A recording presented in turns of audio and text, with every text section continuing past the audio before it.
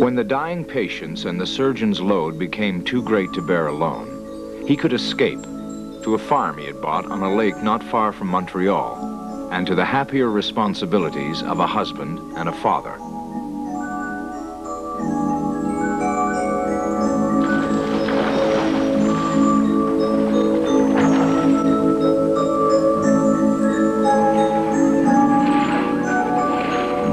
The view here reminded him of Wisconsin and of his own childhood, and the lessons he'd learned there as a small boy.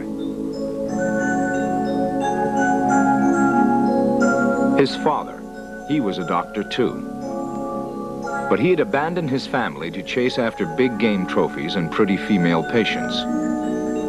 It was his mother, the strong one, who raised him, on romantic dreams and stern moral lessons, in a small town called Hudson, Wisconsin, where her family, the Jeffersons, were leaders. Her father was the town banker. Pious and penny-pinching, Amos Jefferson was a powerful model for his fatherless grandson. To my mind, Hudson was not a small, faraway town at all. It was the happy place. From it, roads led out to all the world, or so it seemed on those summer evenings as we sat together, my mother and I, and talked on the front porch while the street lights came on and the breeze caused the branches of the elms to sway back and forth. Those elms were a source of pride to us. We were the lucky ones who lived on 3rd Street in Hudson. Down the street was the Presbyterian Church, where he learned about his immortal soul and that God had a purpose for everyone, especially for him. His mother spent a lot of time at the church. She took him to prayer meetings. She taught a Bible class. Wilder was always her best student, and she hoped that one day he would be called to be a minister. It was at the church that she heard a Rhodes Scholar, and her plans for Wilder suddenly found a focus. To win a Rhodes Scholarship, all I had to do in the next 8 years was to make myself into an all-around scholar and athlete and leader of other boys. Mother had the gift of making her son feel that she believed in him. Just in case faith was not enough, she started her own school, where boys would be trained to be strong, God-fearing, and pure. There were 12 little knights in Wilder's class, and with his mother's guidance, he was at their head. Captain of the football team, class valedictorian. His speech was on chivalry. He grew up and left Hudson for bigger things, but he wrote to his mother every Sunday to share with her his victories and his defeats, and to ask her advice. She died in 1935, but the connections to the world of his youth continued through a hometown girl, Helen Kermott. He courted her through high school, and they were married in 1917. They spent their honeymoon working in a Red Cross hospital. Now they had 4 children of their own, and in their home movies, the children appointed her director and made him play the villain.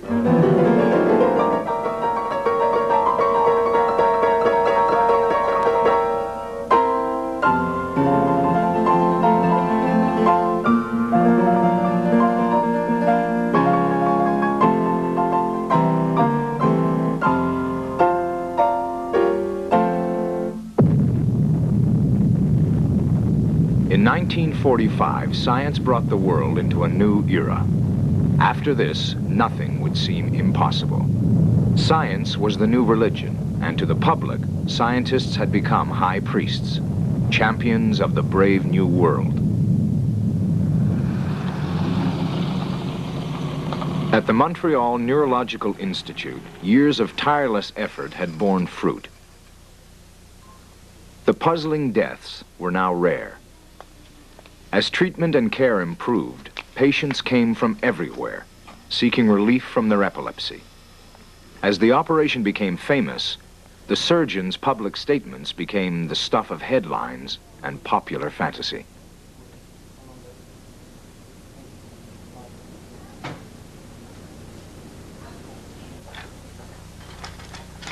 Surgeons and scientists, too, came from around the world to join the team at the Institute studying the brain and treating its disorders, and to work with Wilder Penfield, the team's undisputed leader and guiding light.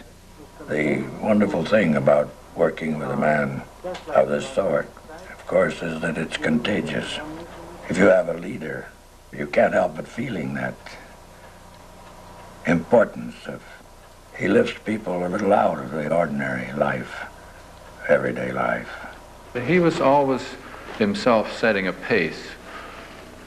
He was like the stroke in a rowboat. You had to keep up with him. So he set the pace of the work. And in that sense, he was inspiring. Many people, I think, found him perhaps too demanding, but that was a question of what level of activity are you prepared to dedicate to this field.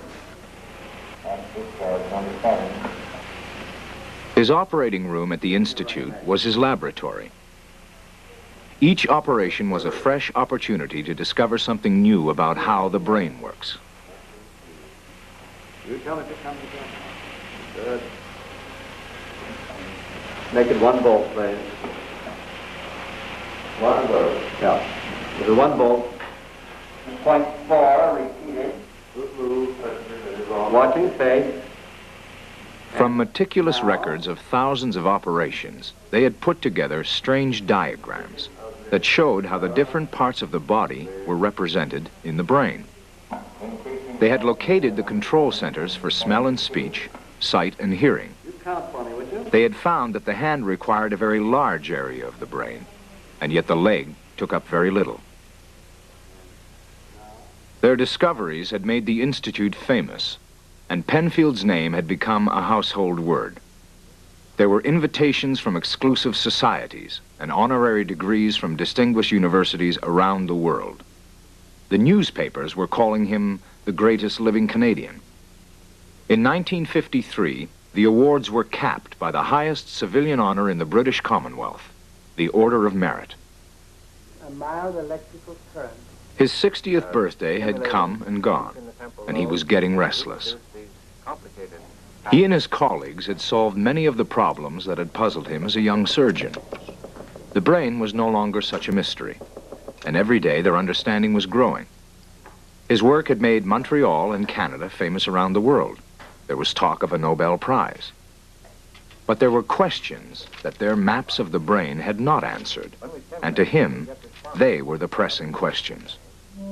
Where in the brain were the intangible things? Where were thoughts, dreams, love, and hate? Was there a place in the brain that made him believe he had a mission in life? That made him believe in God? So far, he had tried to keep these thoughts to his diary.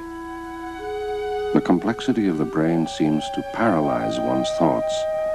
We are like the ancient wise men who looked at the heavens. For many centuries, we shall probably come closer to the truth by jumping the whole physical complexity and inferring the existence of a soul and of a God. An act of faith, perhaps. There must be a soul somehow related to this extraordinary mechanism. Dr. Penfield incorporated his profound religious views into his attitude towards scientific work. He tried to harmonize the two. Of course, this is what caused him a great deal of trouble, too, because it's not easy. This was a great struggle for him in his thinking, as it is for everyone, as it has been for everyone since anybody thought of God. But he didn't avoid the subject. He couldn't avoid the subject.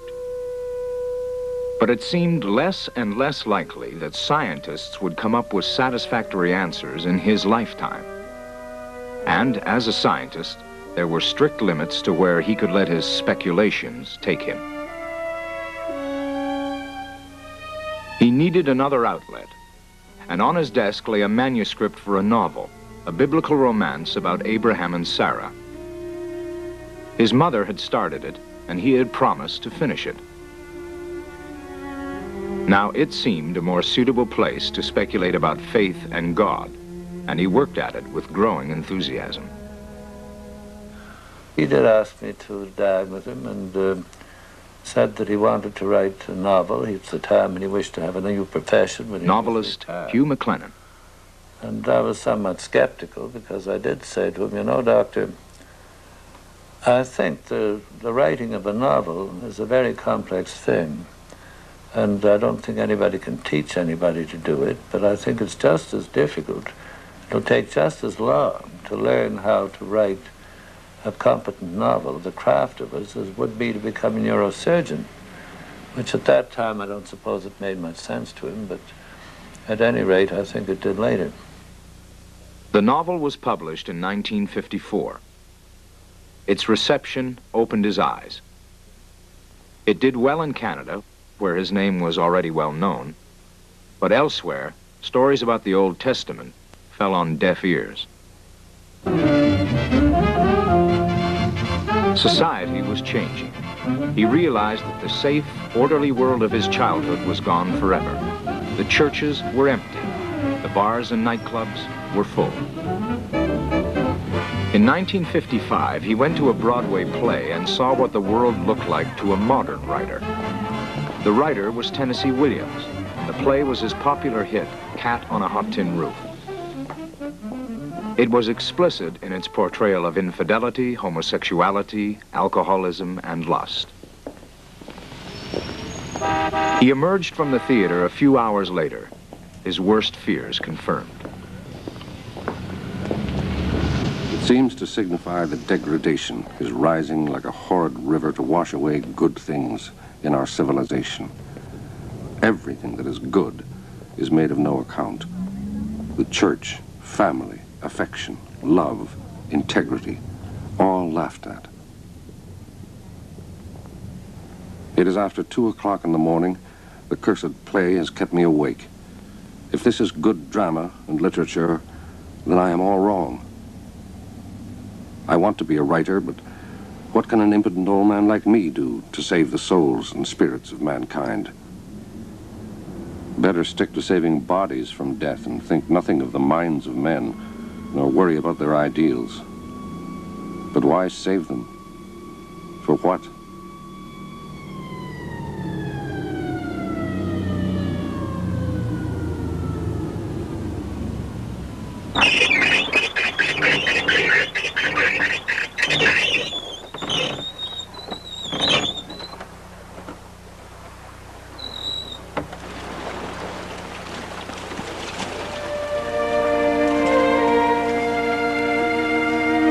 I want to turn away from science. I want to help men to think right. I'm old in skin, hair, glands, joints. Others can work at my bench. They can take up the thinking about the mechanisms of the brain where I leave off. I want to write beautifully, be admired, much read. I suppose that's a silly bit of vanity. I want to be handsome, have thick curly hair, sparkling talents. I like to run a mile in 4 minutes, to dance better than other men.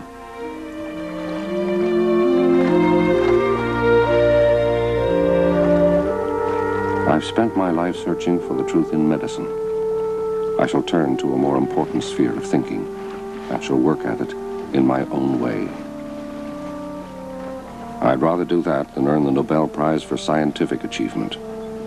This makes me a man of less scientific stature, but I do not care.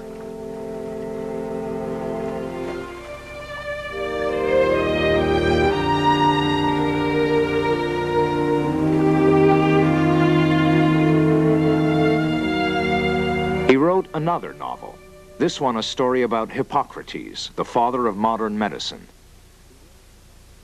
The hero was a thinly disguised Wilder Penfield. In 1959, he retired from medicine to become a full-time writer on subjects that ranged from bilingualism and early language learning to essays on the modern world and what was wrong with it. And when he wanted a change of pace, there were goodwill missions for the Canadian government to China, India, Pakistan, and the USSR.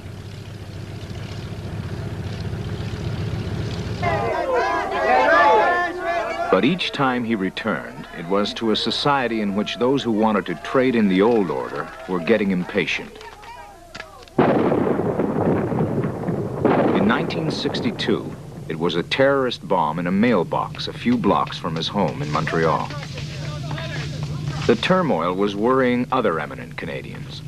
Among them, a couple he had met a few years before under happier circumstances at a cocktail party in Montreal.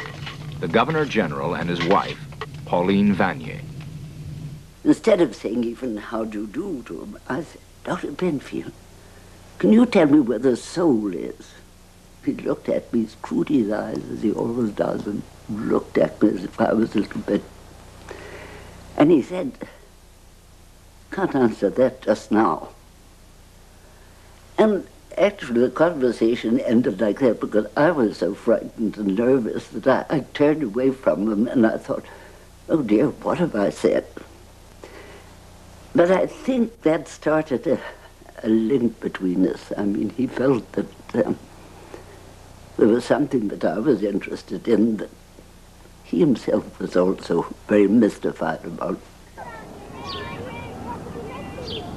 They shared, too, a belief that a strong traditional family unit was the best guarantee of a healthy society. They saw modern families threatened by growing permissiveness and agreed that those who knew how it should be ought to speak out. Mind you, it was not that they were against romance. I loved the little incident, for instance, coming back from a reception. I was sitting in the front of the car, and he was at the back with his wife, and I looked in the mirror.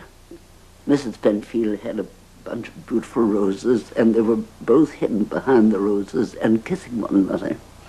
And I think that a couple who were well over 70, who still had that romantic feeling, proved that he was a family man and that he would try and do everything to have the world understand family life, that he had it and wanted it. They formed the Vanier Institute of the Family. He was its first president.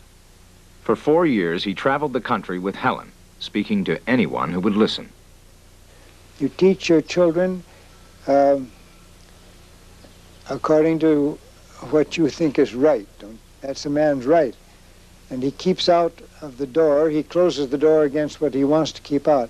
He's got to learn to do that with TV and radio and newspaper and movie and all of the other influences that he thinks are bad for his family.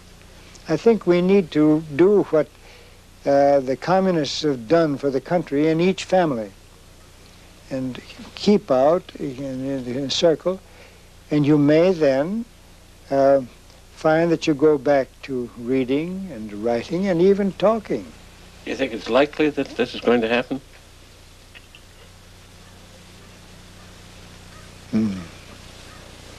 It must happen, or we're going to be lost. Saints are not comfortable people to live with. His son-in-law, Crosby Lewis. Was Walter Penfield a saint? In that sense, yes. He was a sort of secular saint. He was obdurate in his own moral principles, and he never would have considered bending them, much less turning around on them. He was incorruptible in that regard. And the other aspect of his sainthood, I would suppose, was that he not only felt this way himself, but felt it a duty to inflict it, if you will, on others. And then one day he looked at himself and saw an old man talking to a world that wasn't listening. As his 80th birthday approached, he withdrew from the Vanier Institute and with Helen retreated to an apartment overlooking Montreal and began to write his memoirs. He had much to be proud of. The Montreal Neurological Institute was planning an expansion to be called the Penfield Pavilion.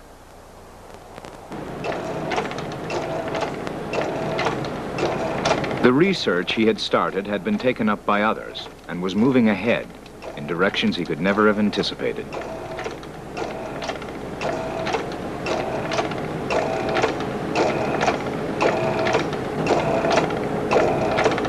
Can I have you just follow my finger with your eyes? Just look at my finger. Their work offered hope to thousands of patients who, only 50 years earlier, would have been considered beyond treatment. The world was grateful, and his place among Montreal's pioneers was assured.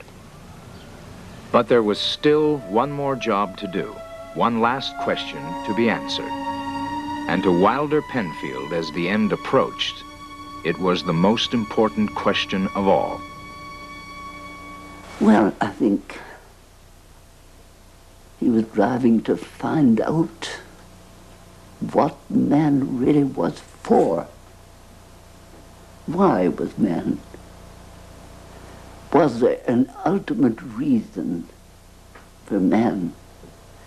Or was man just a temporary thing that was going to pass through the life of the world? I think he was searching that, the ultimate.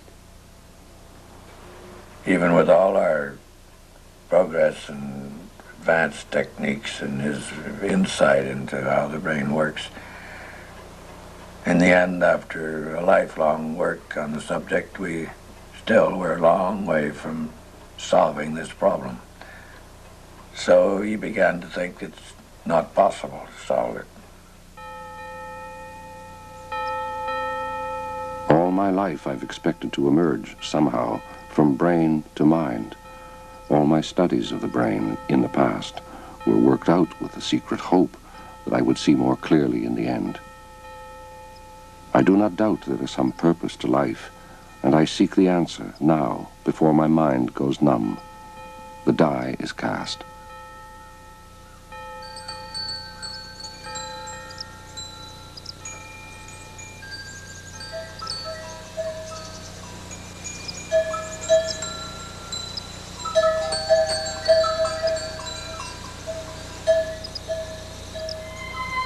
He came out to the farm to write. Out here, he had created peace and order, an order he had, in the end, found nowhere else, neither in science, nor in the world beyond these quiet walkways, the sound of these bells, beyond these hills. He set out, as his last effort, to write a book that would impress this order on his life's work.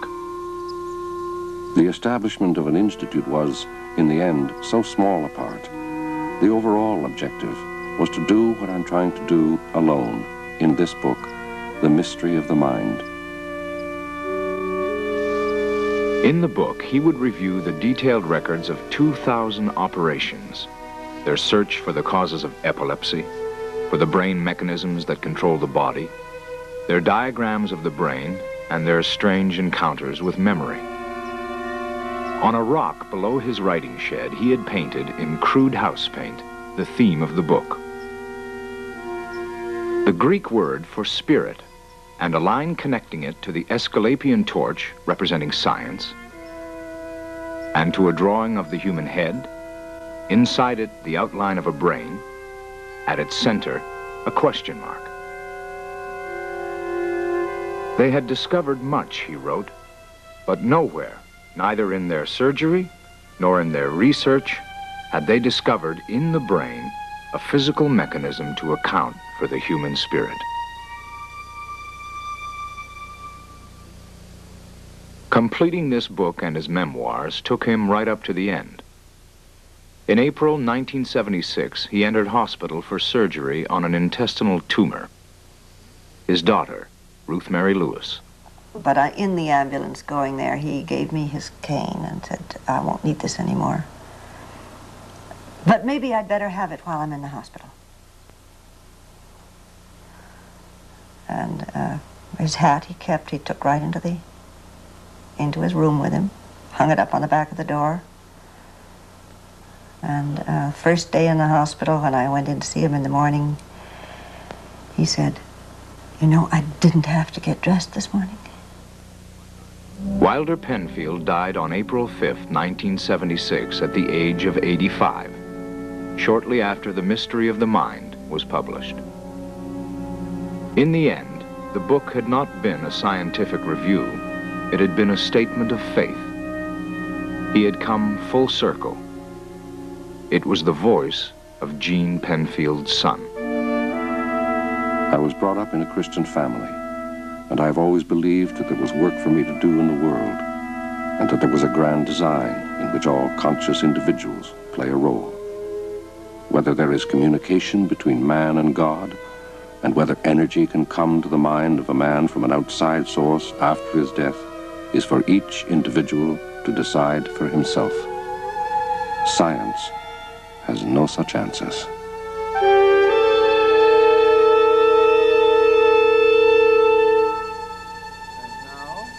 No. And now. No. And now. No. And now. No. Should it be cold? You okay, Susan? Should it be cold? What do you think? Should it be cold? It might feel cold, yes. That's correct. Yeah. I'll try it again. Now. No. Now.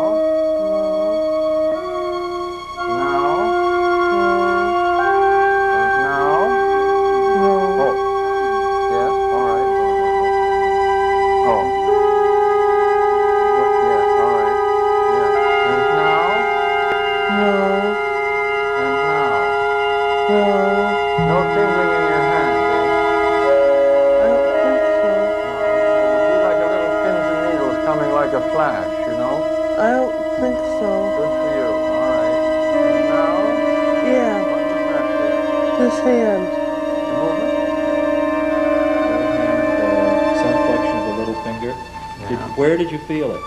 Down here. Indicating the little finger. And now? Maybe these three. Yeah.